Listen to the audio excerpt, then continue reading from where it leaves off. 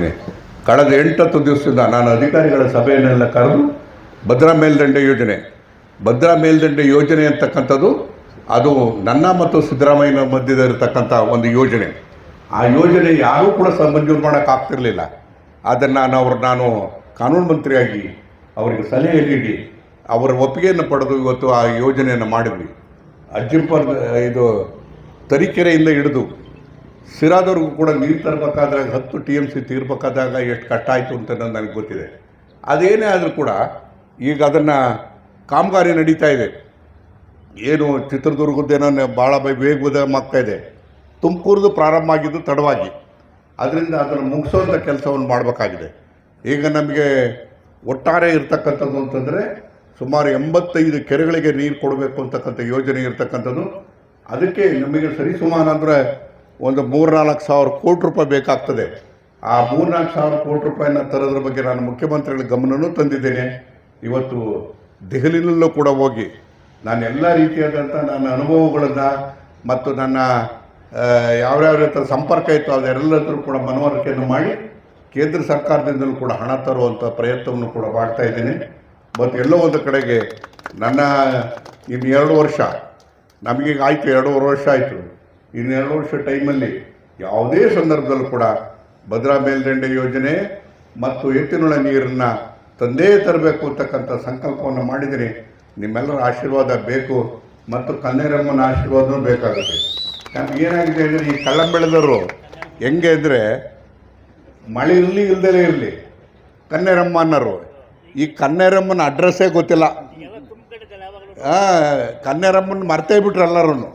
ಹಾಗಾಗಿ ಹೊಟ್ಟೆ ತುಂಬಿದವರು ಈ ಸುರೇಶ್ ಶೆಟ್ಟರ್ ಇದ್ದಾರಲ್ಲ, ಇವ್ರ ಊರಿನೆಲ್ಲ ಹೊಟ್ಟೆ ತುಂಬಿದವರು ಹೊಟ್ಟೆ ತುಂಬಿತು ಅಂದರೆ ಯಾರನ್ನೂ ಜ್ಞಾಪಿಸ್ಕೊಂಡು ಅಂತಾರಲ್ಲ. ಇಷ್ಟು ಮಾತ್ರ ಹೇಳಿ ಮುಂದೆ ನಾವು ಮಾಡಬೇಕಾದಂಥ ಕೆಲಸ ಇದೆ. ಆದರೆ ಎಲ್ಲೋ ಒಂದು ಕಡೆ ಒಂದು ಮಾತಾಡ್ತೀನಿ, ಯಾರೂ ಕೂಡ ಶಾಶ್ವತವಾಗಿರೋಕ್ಕೆ ಸಾಧ್ಯ ಇಲ್ಲ. ಇವತ್ತು ನಮ್ಮ ಮಧ್ಯದಲ್ಲಿದ್ದಂಥ APMC ಮಾಜಿ ಅಧ್ಯಕ್ಷ ಆಗಿದ್ದಂಥ ರಾಮಸ್ವಾಮಿ ಕಟಾಗುನಹಳ್ಳಿ ಇವತ್ತು ನಮ್ಮ ಮಧ್ಯದಲ್ಲಿಲ್ಲ. ನೆನ್ನೆ ಸಾಯಂಕಾಲ ಅವರು ತೀರೋದ್ರು. ಬೆಳಿಗ್ಗೆ ಅವ್ರನ್ನ ಹೋಗಿ ಅವರ ದರ್ಶನವನ್ನು ಪಡೆದು ನಾನು ಇಲ್ಲಿ ಬಂದಿದ್ದೇನೆ. ಮತ್ತೆ ಹೋಗ್ಬೇಕು ಅಂತಿದ್ದೇನೆ, ಏನಾಗ್ತದೋ ಗೊತ್ತಿಲ್ಲ. ಆದರೆ ಒಂದು ಮನುಷ್ಯ ಯಾರೂ ಕೂಡ ಶಾಶ್ವತವಾಗಿರೋದಕ್ಕೆ ಸಾಧ್ಯ ಇಲ್ಲ. ಮನುಷ್ಯ ಏನಾದರೂ ಕೂಡ ಶಾಶ್ವತವಾಗಿ ಆಯಸ್ಸನ್ನು ಕೊಂಡ್ಕೊಂಡಂಗಿದ್ದಿದ್ರೆ ಭಾಳ ಜನ ಹೋಗಿ ದೇವ್ರಿಗೂ ಲಂಚ ಕೊಟ್ಬಿಡೋರು. ಸದ್ಯ ದೇವರು ಇದರಿಲ್ಲ, ದೇವರಿದ್ದರು ಯಾವ ದೇವರಿಗೆ ಲಂಚ ಕೊಡೋದು. ಹಂಗಾಗಿ ಅದು ಕನ್ಫ್ಯೂಷನ್ ಆಗಿ ಯಾರೂ ಹೋಗಿಲ್ಲ. ಹಂಗಾಗಿ ಯಾರು ಕೂಡ ಜಾಸ್ತಿ ವರ್ಷ ಬದುಕೋದಕ್ಕೆ ಸಾಧ್ಯ ಆಗಿಲ್ಲ. ಇವತ್ತೆಲ್ಲ ಒಂದು ದಿವಸ ಹುಟ್ಟಿದ ಮೇಲೆ ಕಾಲಗರ್ಭದಲ್ಲಿ ಸೇರಲೇಬೇಕಾಗ್ತದೆ. ಆದರೆ ಹುಟ್ಟು ಸಾವಿನ ಮಧ್ಯದಲ್ಲಿ ಇರ್ತಕ್ಕಂಥದ್ದನ್ನು ನಮ್ಮ ಜವಾಬ್ದಾರಿಕೆಗಳನ್ನು, ಸಮಾಜದ ಜವಾಬ್ದಾರಿಕೆ ಅಂದರೆ ಜವಾಬ್ದಾರಿಕೆ ಅಂತ ಹೇಳಿದ್ರೆ ಏನಪ್ಪ ಅಂತ ಹೇಳಿದ್ರೆ ನಮ್ಮ ಪ್ರಕೃತಿಯನ್ನು ಉಳಿಸ್ತಕ್ಕಂಥ ರೀತಿಯಲ್ಲಿ ಕೆಲಸವನ್ನು ಮಾಡಬೇಕಾಗ್ತದೆ. ಅದನ್ನು ನಂಬಿರ್ತಕ್ಕಂಥ ಜೀವರಾಶಿಗಳು ಕೂಡ ಬದುಕಬೇಕಾಗ್ತದೆ. ಆ ಕೆಲಸವನ್ನು ಮಾಡ್ತಕ್ಕಂಥದ್ದೇ ನಮ್ಮ ಎಲ್ಲರ ಗುರಿ ಆಗಬೇಕು ಅಂತಕ್ಕಂಥ ಮಾತನ್ನು ಹೇಳಿ, ಮನುಷ್ಯ ಹುಟ್ಟಿದ ಮೇಲೆ ಸಾಯ್ತಾರೆ. ಸಾಯೋದಕ್ಕಿಂತ ಮುಂಚೆ ತಾನು ಏನು ಅಂದ್ಕೊಂಡಿದ್ದೇನೆ, ತಾನು ಏನು ಮಾಡಬೇಕಾಗಿದೆ, ಸಮಾಜಕ್ಕೆ ಏನು ಕೊಡುಗೆ ಕೊಡಬೇಕು ಅಂತಕ್ಕಂಥದ್ದನ್ನು ಆ ಕೊಡುಗೆಯನ್ನು ಕೊಡುವಂಥ ಪ್ರಯತ್ನವನ್ನು ಎಲ್ಲರೂ ಕೂಡ ಮಾಡಬೇಕಾಗ್ತದೆ. ಬಹುಶಃ ನಾವು ಹುಟ್ಟಿದ ಮೇಲೆ ಇದು ಮನುಷ್ಯ ಜನ್ಮ ಅಂತಕ್ಕಂಥದ್ದು ಅಷ್ಟೊಂದು ಪುಣ್ಯವಾದ ಜನ್ಮ. ಆದರೆ ನಾವು ಬರಬೇಕಾದಂಥ ಸಂದರ್ಭದಲ್ಲಿ ಅನೇಕ ಋಣಗಳನ್ನು ಒತ್ತಿರ್ತೀವಿ.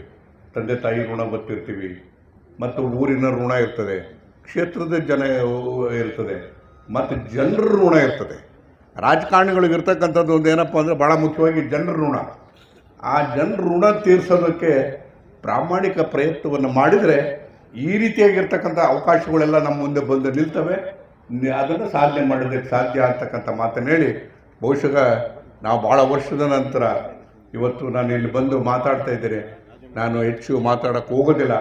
ಇವತ್ತು ಭಾಳ ಸಂತೋಷವಾಗಿದೆ ಈ ಕಾರ್ಯಕ್ರಮದಲ್ಲಿ ಹಳೆಯದನ್ನೆಲ್ಲ ನೆನೆಸ್ಕೊಳ್ಳೋದಕ್ಕೆ ಅವಕಾಶ ಆಗಿರ್ತಕ್ಕಂಥದ್ದು ಅಂತಕ್ಕಂಥ ಮಾತನ್ನು ಈ ಸಂದರ್ಭದಲ್ಲಿ ಹೇಳಿ, ಈಗ ನಾನು ಇವತ್ತು 5,67,71,000 ರೂಪಾಯಿ ಕಾಮಗಾರಿಯನ್ನು ನಾನು ಇವತ್ತು ಚಾಲನೆ ನೀಡಿದ್ದೀನಿ.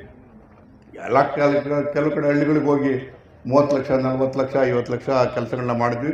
ಇನ್ನೂ ಒಂದು ಸ್ವಲ್ಪ 4-5 ಊರಿಗೆ ಹೋಗ್ಬೇಕಾಗ್ತದೆ. ಇನ್ನು 4-5 ಊರಿಗೆ ಹೋಗಿ ಇದು ಮಾಡ್ತಾಯಿದ್ದೇನೆ. 6,76,71,000 ಕೋಟಿ ರೂಪಾಯಿನ ಖರ್ಚು ಮಾಡ್ತಾಯಿದ್ವಿ. ಇವತ್ತಿಂದ ಅಧಿಕೃತವಾಗಿ ಕೆಲಸಗಳು ಕೂಡ ಪ್ರಾರಂಭ ಆಗ್ತದೆ. ಅಂದರೆ ಒಟ್ಟಾರೆ ಎಷ್ಟು ಹಣ ತಂದಿದೆ ಅಂತ ಹೇಳಿದ್ರೆ ಬಹುಶಃ ಇದನ್ನೆಲ್ಲ ಒಂದು ಕಡೆಗೆ ಪತ್ರಿಕೆಯವರು ಬರೆದು ಬಿಡ್ತಿದ್ದಂಗೆ ಬೆಳಿಗ್ಗೆನೇ ಶುರುವಾಗ್ತದೆ ನನ್ನ ಮೇಲೆ ಹಂಟಿಂಗು. ಯಾರ್ಯಾರೋ ಇರ್ತಾರೆ. ಈ ವರ್ಷ ನಾನು ತಂದಿರತಕ್ಕಂಥ ಹಣ ಎಷ್ಟು ಅಂದರೆ 105 ಕೋಟಿ. 105 ಕೋಟಿನಲ್ಲಿ ರಸ್ತೆಗಳಿಗೆ ಎಷ್ಟು ಕೊಟ್ಟಿದ್ದೇನೆ, ದೇವಸ್ಥಾನಗಳಿಗೆ 10-12 ಕೋಟಿ ಕೊಟ್ಟಿದ್ದೇನೆ. ಅದ್ರ ಜೊತೆಗೆ ಬ್ಯಾರೇಜ್ಗಳನ್ನ ಕಟ್ಟುವಂಥ ಕೆಲಸವನ್ನು ಮಾಡ್ತಿದ್ದೇನೆ. ಬ್ಯಾರೇಜ್ಗಳು ಅಂದರೆ ನಿಮಗೆ ಜೀವ ಕೊಡ್ತಕ್ಕಂಥದ್ದು. 62 ಬ್ಯಾರೇಜ್ಗಳು ಇದೊಂದೇ ವರ್ಷ ಕಟ್ಟಕ್ಕೆ ಶುರು ಮಾಡಿದ್ದೀನಿ. 62 ಬ್ಯಾರೇಜು ಎಲ್ಲಿ ಕಟ್ತಾ ಇದ್ದೀನಿ ಅಂತಕ್ಕಂಥದ್ದು ಯಾರಿಗೂ ಗೊತ್ತಿಲ್ಲ. ಯಾರನ್ನ ಕೇಳಿ ಎಲ್ಲಿ ಕಟ್ತಾ ಇದ್ದೀರಿ ಅಂತ, ಎಲ್ಲಿ ಕಟ್ತಾ ಇದ್ದಾರೆ ಅಂತಾರೆ. ಅವ್ರ ಊರಲ್ಲೇ ಆಗ್ತಾ ಇರುತ್ತೆ, ಅವ್ರ ಕಣ್ಣೆದುರಿಗೆ ಆಗ್ತಾ ಇರುತ್ತೆ, ಅವ್ರಿಗೆ ಗೊತ್ತಿಲ್ಲ. ಆದರೆ ನಾನು ಏನಪ್ಪ ಅಂತ ಹೇಳಿದ್ರೆ ಎಲ್ಲಿ ಕೆಲಸ ಮಾಡಬೇಕು, ಹೇಗೆ ಮಾಡಬೇಕು, ಅಂತರ್ಜಲವನ್ನು ಅಭಿವೃದ್ಧಿ ಮಾಡಬೇಕಾದಾಗ ಏನು ಮಾಡಬೇಕು ಅಂತಂದರೆ ನಾನು ಅಂತರಿಕ್ಷದಲ್ಲಿ ಸೆಟಲೈಟ್ ಇನ್ಫಾರ್ಮೇಷನ್ ಅಂತ ಹೇಳ್ತಾರೆ, ಅಲ್ಲಿಂದ ಮಾಹಿತಿಗಳನ್ನು ತರಿಸುವಂಥ ಕೆಲಸವನ್ನು ಮಾಡಿ ನಾನು ಅದ್ರ ಬಗ್ಗೆ ಯೋಚನೆ ಮಾಡಿ 62 ಬ್ಯಾರೇಜ್ಗಳನ್ನು ಈಗ ಪ್ರಾರಂಭ ಮಾಡಿದ್ವಿ. ಬಹುಶಃ ಏಪ್ರಿಲ್ ತಿಂಗಳು ಇನ್ನು 2 ತಿಂಗಳೊಳಗಾಗಿ ಒಂದು 50 ಮುಗೀತದೆ. ಅಂದರೆ ನಾನು ಮುಂದೆ ಬರಬಹುದಾದಂಥ ಮಳೆ ಇದೆಯಲ್ಲ, ಆ ಮಳೆ ನೀರನ್ನ ಅರೆಸ್ಟ್ ಮಾಡಿ ಇಲ್ಲೇ ಕಟ್ಟಾಕಿ ಇಲ್ಲೇ ನಮ್ಮಲ್ಲೇ ಬಿದ್ದಿರು ನೀನು ಅಂತೇಳಿ ಹೇಳಬೇಕಾದಾಗ ನಾವು ಈ ರೀತಿಯಾದಂಥ ಪರ್ಯಾಯವಾಗಿರ್ತಕ್ಕಂಥ ಕಾರ್ಯಕ್ರಮಗಳನ್ನ ನಾವು ಮಾಡಬೇಕಾಗ್ತದೆ. ಬಹುಶಃ ಎಲ್ಲರೂ ಮಾತಾಡ್ತಾರೆ ಕಾಂಗ್ರೆಸ್ ಸರ್ಕಾರದಲ್ಲಿ ದುಡ್ಡಿಲ್ಲ ಅಂತಾರೆ. ನಾನು ಅಂತೀನಿ ದುಡ್ಡಿಲ್ಲ ಅಂತ ಬೈತಾ ಇರ್ತೀನಿ. ನಾನು ಈಗ ಎಷ್ಟಪ್ಪ ಅಂದರೆ ಇದ್ರ ಜೊತೆಗೆ ರಸ್ತೆಗಳಿಗೆ ಈಗ ನಾವು ಕಟ್ ಮಾಡ್ತಾ ಇರೋದು ಎಷ್ಟಪ್ಪ ಅಂತ ಹೇಳಿದ್ರೆ ಸಿರಾದಿಂದ ಬಡವನಹಳ್ಳಿ, ಸಿರಾದಿಂದ ಮದ್ಲೂರು ಸುಮಾರು 700 ಕೋಟಿ ರೂಪಾಯಿಗೆ ಖರ್ಚು ಮಾಡಿ ಕೆಲಸ ಮಾಡ್ತಾ ಇರ್ತಕ್ಕಂಥದ್ದು. ಇದ್ರ ಜೊತೆಗೆ ಈ ರೈಲು ನಾಳೆ ಸೋಮಣ್ಣ ಬರ್ತಾ ಇದ್ದಾರೆ, ತಾಲೂಕು ಆಫೀಸಲ್ಲಿ ಮೀಟಿಂಗ್ ನಡೀತಾ ಇದೆ. ಸೋಮಣ್ಣ ನಾವು ಭಾಳ ಅತ್ಯಂತ ಆತ್ಮೀಯರು, ನಾವು ಜೊತೆಯಲ್ಲಿ ಇದ್ದರು, ಜೊತೆಯಲ್ಲಿ ರಾಜಕಾರಣ ಮಾಡಿದರು. ಇವತ್ತು ಕೇಂದ್ರದ ಸಚಿವರಾಗಿದ್ದಾರೆ, ರೈಲ್ವೆ ಸಚಿವರಾಗಿದ್ದಾರೆ. ಅದನ್ನು ಎಲ್ಲದೂ ಕೂಡ ಅವರನ್ನು ಬೆಳೆಸ್ಕೊಳ್ಳುವಂಥ ಕೆಲಸವನ್ನು ಮಾಡ್ತಾ ಇದ್ದೇನೆ. ಈಗಾಗಲೇ ತಿಮ್ಮರಾಜನಹಳ್ಳಿಯಿಂದ ಹಿಡಿದು ತಾವರೆಕೆರೆ ಎಂಥದ್ದು ಉಜ್ಜನಕುಂಟೆ, ತಿಮ್ಮರಾಜನಹಳ್ಳಿಯಿಂದ ಹಿಡಿದು ಉಜ್ಜನಕುಂಟೆವರೆಗೂ ನಾನು ಭೂಮಿ ಎಷ್ಟು ಅಕ್ವೈರ್ ಮಾಡಿದೆ ಅನ್ನೋದನ್ನು ಯಾರಿಗೂ ಗೊತ್ತಾಗಲಿಲ್ಲ. ರಾಜ್ಯ ಸರ್ಕಾರದ ವ್ಯಾಪ್ತಿಗೆ ಬರ್ತದೆ. ಒಟ್ಟು ಎಷ್ಟು ಅಂತಂದರೆ 480 ಕೋಟಿ ಹಣವನ್ನು ರೈತರು ಇದುವರೆಗೆ ಒಬ್ಬ ರೈತರು ಕೂಡ ನನಗೆ ಕಡಿಮೆ ಆಯಿತು ಅಂತ ಯಾರೂ ಹೇಳಲಿಲ್ಲ. ಯಾರಾದರೂ ಒಬ್ಬರು ಅರ್ಪಣೆ ಕೊಟ್ಟರೆ, ಕೊನೆ ಪಕ್ಷ ಯಾರಿಲ್ಲ ಅಂದರೆ ಈ ಪ್ರಕಾಶನ್ನ ಬಸವಂತ ಇವು ಪ್ರಕಾಶ ಮುಖ್ಯಣ ಅವ್ರ ಮುಖ್ಯಣ ಯಾರ ಕೈಲಿ ಕಳಿಸೋರು. ಒಬ್ಬರಿಗೂ ತೊಂದರೆ ಆಗದಾಗ ಹಣವನ್ನು ಕೊಡಿಸೋರು ಕೆಲಸವನ್ನು ಮಾಡಿ 600 ಕೋಟಿಗೂ ಹೆಚ್ಚು ಖರ್ಚು ಮಾಡಿ ರೈಲ್ವೆ ಪ್ರಾರಂಭ ಆಗ್ತಾಯಿದೆ. ಆಲಕ್ಕೆ ಶುರುವಾಗಿದೆ.